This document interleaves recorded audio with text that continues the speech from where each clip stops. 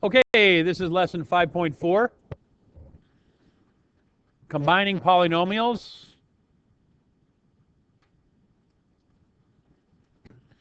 Go ahead and pause this and write those definitions down, please. Here we go.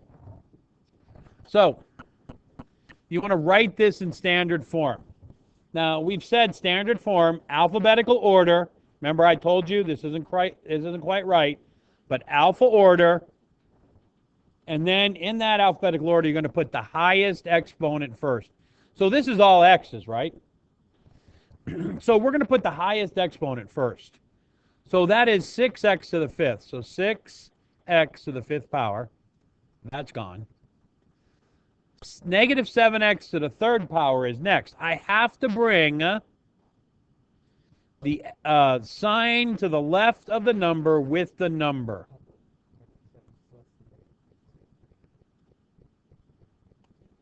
Okay, it was a good question, was just brought up. The reason 6x to the fifth is first is because 5, the exponent of the 5, is higher, so it goes first. So then we have our third. Then we're going to have negative 2x squared.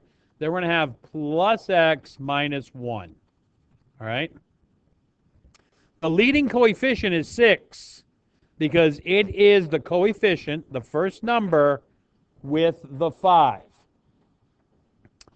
So you're putting them in alpha order, and then inside that alpha order, you're putting them from highest exponent to smallest exponent. This is a fifth degree polynomial. Why is it fifth? Because that's your largest exponent. Remember, we go back here, we found our definitions. Degree polynomial, the largest exponent. Okay, here we go. You're going to do this one on your own. Here we go. I'm going to write this in because I like saying it the way I say it. Like terms are terms that have the same letter raised to the same power. So we're looking for letters that are raised to the same power. Multiplication, you can multiply anything. 6xy cubed times 5x squared y to the 7th d. We can multiply this. 6 times 5 is 30. I have 1x here. I have 2 x's here. Well, I got to bring my d first. So I have 1d. So I just put the d right here. Then I have 1x and 2 x's. So I have 3 x's. I have 3 y's and 7 y's. So I have 10 y's. When you multiply, you add the exponents, okay? And they don't have to be the same. When you add, they have to be the same. Same letter raised to the same power.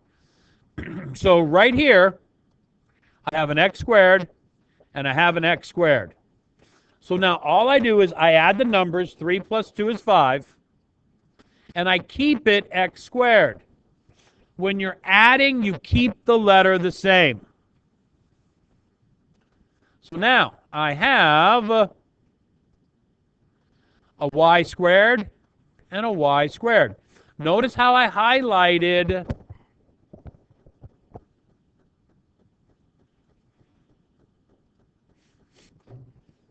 okay, sorry, I had a sneeze. And don't worry about what I was talking about. It's not important. Anyways, so I have 5y squared and negative 3y squared. That gives me plus 2y squared. And then I have 6 plus 6, negative 1. And that gives me plus 5. Same letter raised to the same power, add the numbers. No letters at all, constants, add the numbers. I wish y'all could see the hand movement I'm making right now.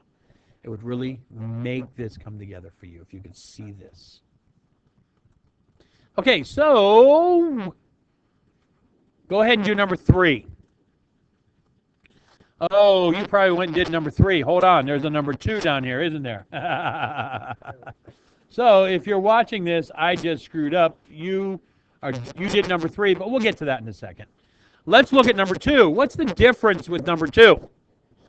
Yes, what is behind this negative sign that's understood? Yes, see, there's a plus 1 here, but that doesn't make a difference. Because if I multiply the plus 1, guess what? That doesn't change anything, does it? However, if I distribute the negative 1, which I have to do, that changes everything. So I'm going to bring down my 8x squared. I don't like that 8. I'm going to erase it. Look at the power I possess. 8x squared minus 2x minus 4. Now, negative 1 times 5x squared is negative 5x squared. Negative 1 times negative 6 is plus 6x. Negative 1 times 2 is minus 2. So now watch this. I'm going to do this a little differently. I'm not going to highlight. I'm just going to line stuff up. See this negative 5x squared? I'm going to put it under my x squared. That goes away. This 6x, I'm going to put this plus 6x underneath my 6x. And then my minus 2, I'm going to put that under my 4. So I'm going to do this vertically. That's completely fine. I lined up what goes together. And now I'm ready to rock and roll. 8 minus 5 is 3. Keep the letter the same. Negative 2 plus 6 is plus 4x. Negative 2 minus 4 is negative 6. But that's all, folks. That's my answer. All right. Easy, breezy, beautiful cover girl.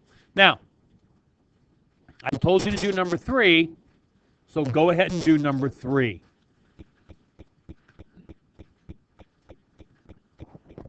Okay, so we're going to do number 3. We had a break, so I paused it for a while, so I'm not really sure where I left off, so I'm just going to do number 3. This plus sign, there is a plus 1 here, but you don't need to distribute that. So all I'm going to do now is I'm going to take this 6x cubed. It's a plus 6x cubed, and I'm going to line it up underneath my x cubes. My minus 2x squared goes minus 2x squared. And then my 4, it's a plus 4, so I put it right here. So I'm just lining up what we have. Now, I don't have any x fourths, so this just comes down. 12x to the 4th power plus 3x cubed plus 1x squared minus 1. That's my answer. So, of course, you're asking, where did I get 12 from? Well, I'm hallucinating. That's just a 2x to the 4th. It's not a 12. All right. The last thing we're going to do is number 6. Here I have to distribute. So I'm going to distribute. 4 times 3 is 12. That's where I got the 12 from. X times x squared is x to the cubed. You have to realize you're multiplying. When you're multiplying, you add the exponents. When you multiply like bases, you add the exponents. When you combine like terms, you keep the exponents the same. 4 times 4 is 16. This has an x. This doesn't have an x, so this has to have an x. Minus 7x cubed minus 14. So now I combine them. Minus 7x cubed goes right under here. I don't have an x, so there's nothing here, so you can put 0x. I don't have a constant, so you can put plus 0. It's the same thing.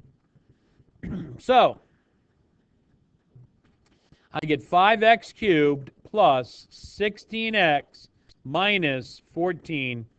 That's my answer. Kids, that's all we're doing. If you have any questions, please come in. Love ya. Have a nice day. Bye-bye.